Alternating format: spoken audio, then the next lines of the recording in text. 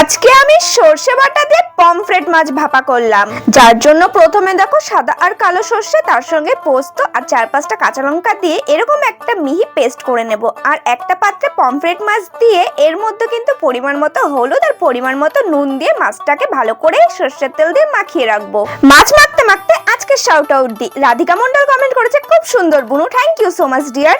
এবার এই পাত্রে সর্ষে পোস্ত যে পেস্টটা করেছিলাম ওটা ভালো করে ছেঁকে দিয়ে দেব। অবশ্যই কিন্তু ছেঁকে দেবে, না হলে কিন্তু যে দানা ভাবটা সেটা কিন্তু মুখে লাগবে।